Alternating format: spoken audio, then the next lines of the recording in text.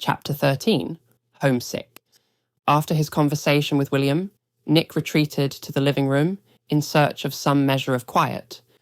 The space exuded a refined blend of elegance and historical gravitas, every detail meticulously chosen, every feature whispering stories of times long past. 2 grand sofas, upholstered in deep emerald velvet, faced one another across a polished walnut coffee table, each capable of seating 5 people in comfort. The room was clearly designed for opulent gatherings, though it now offered only silent company. A holographic fireplace flickered at the far end of the room, mimicking the warmth and crackle of real flame. In reality, it served a purely aesthetic function. The house's heat wave and chill automated climate system maintained the perfect temperature without need for open fire. Yet the simulation brought an illusion of homeliness Nick found oddly comforting. The walls were adorned with curated artwork, masterpieces from long-forgotten eras, preserved through generations. Vermeer's girl with a pearl earring held her enigmatic gaze, serene and haunting as ever. Van Gogh's The Starry Night swirled with emotion, its brush strokes practically vibrating with motion. But it was a lesser-known piece that caught Nick's eye most of all. A recently rediscovered portrait of the emperor as a young prince.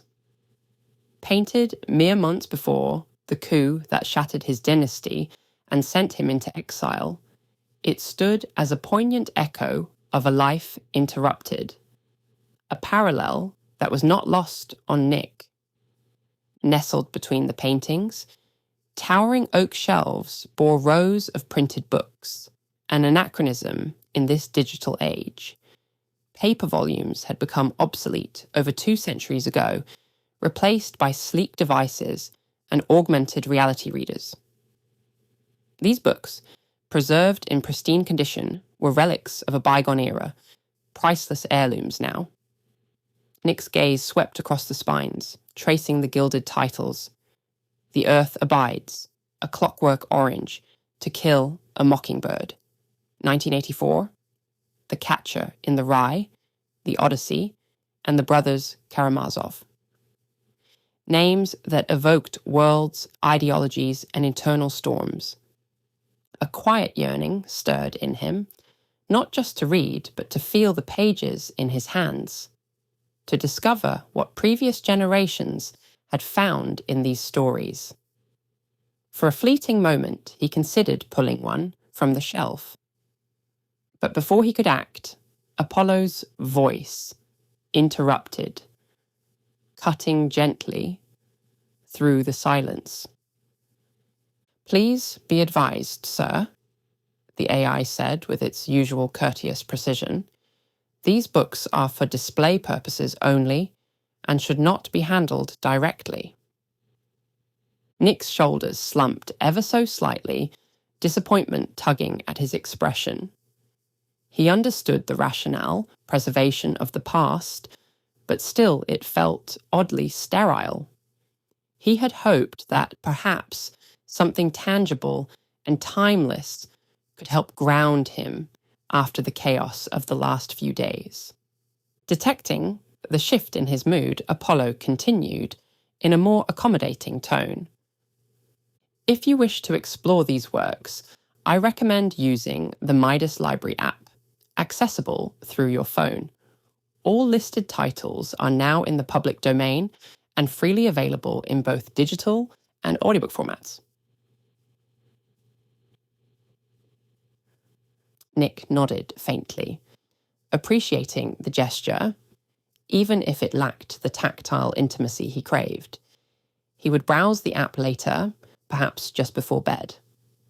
A story, any story, might help distract him from the lingering images of that night, of his parents, of the thugs, of the endless weight pressing on his shoulders.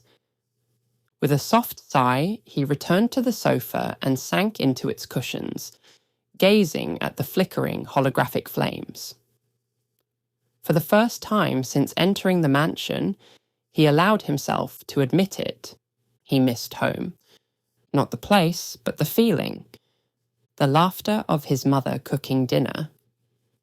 His father's off-key humming drifting through the hallway. The way things used to be, when he thought the world was safer, simpler. Now, even in luxury, surrounded by priceless art and high technology, Nick felt like a guest in his own life. And despite all the comfort, that loneliness still lingered, like a ghost that couldn't quite be exorcised. Soon enough, May entered the living room, carrying a steaming bowl of egg and rice. The warm aroma of jasmine rose gently into the air, mingling with the soft glow of the holographic fireplace. A thoughtful expression sat on her face. Clearly, something important was on her mind. "I just got off the phone with your uncle," she began, her voice calm yet deliberate.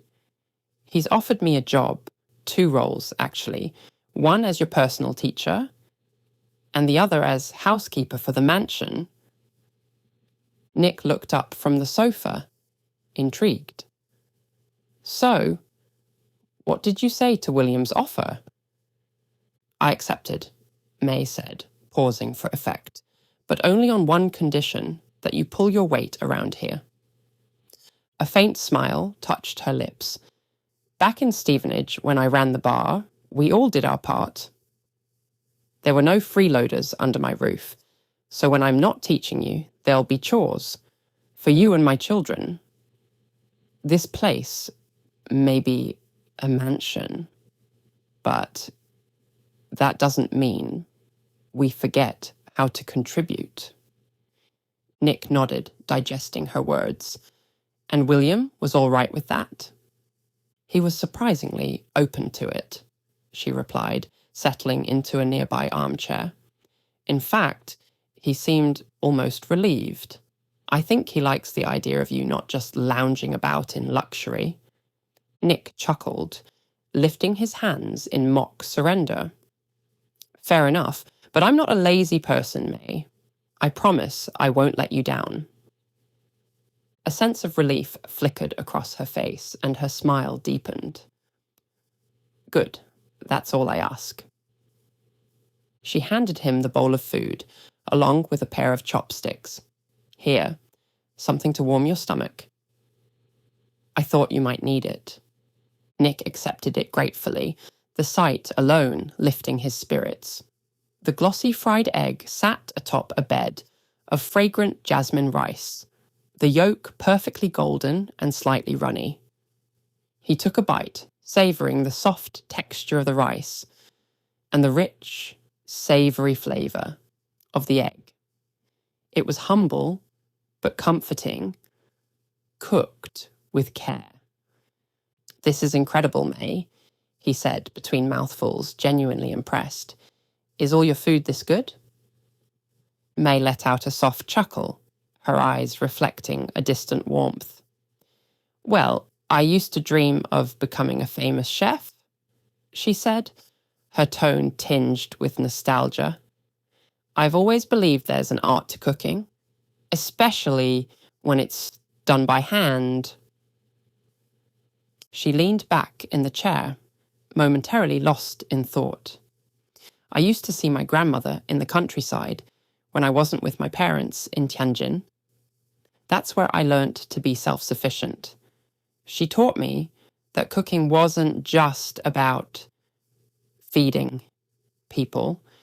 It was a way to connect, to show love, to take simple ingredients and turn them into something meaningful." Anne and James walked into the living room, catching the tail end of the conversation between Nick and their mother. Anne smiled knowingly as she set her bag down.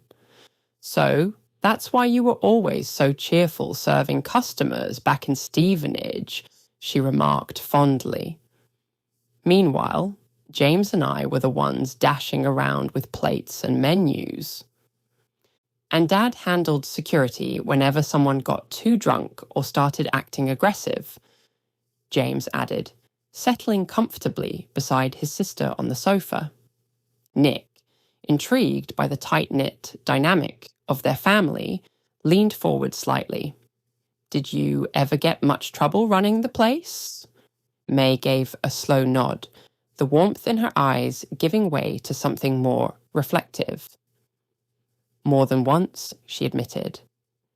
A couple times a week, at least, someone would complain that the food was too spicy, even though they'd been warned ahead of time.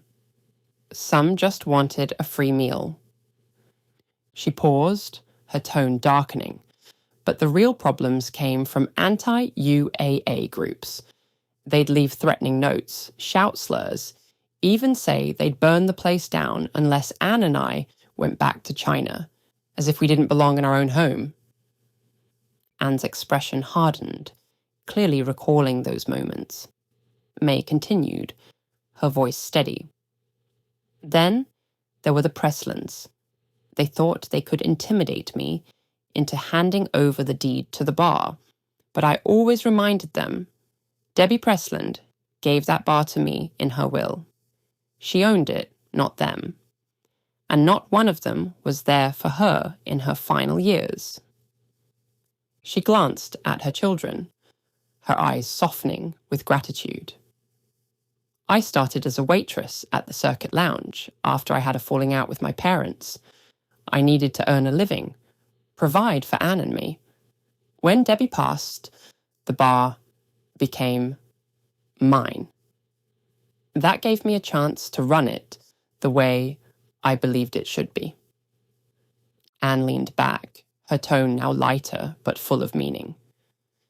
And since we couldn't afford to send me to school, and knowing how cruel state schools can be to kids like me, you became my teacher, she said, looking at May with deep appreciation.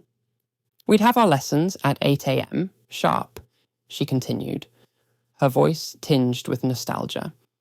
We'd go until noon, then prep the bar for opening.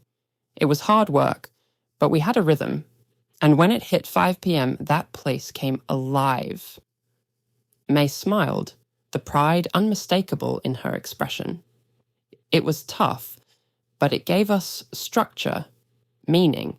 I didn't want my children growing up without purpose or without guidance. Teaching you, serving our regulars, it kept us strong. Together. As May turned her attention to James, she recalled a pivotal moment in their past. We met Victor and his son not long after I posted an ad on the local net, she explained. We needed security after those attacks from anti-UAA groups. I offered free meals at the bar and a room upstairs in exchange for protection. Victor answered the call. Given his experience as a police officer in America, he was ideal for the job. Her gaze softened as she looked down at the wedding band on her finger, a gentle smile tugging at her lips. And it turned out he was also the right man for me. The room fell silent as May rose and walked slowly to the window. The setting sun painted the sky in strokes of amber and crimson, casting elongated shadows across the lawn. The rich hues of twilight created a wistful atmosphere, heightening the emotion behind her next words. In a voice almost too quiet to hear, May spoke in Mandarin. Please be safe, Victor, for the sake of our family.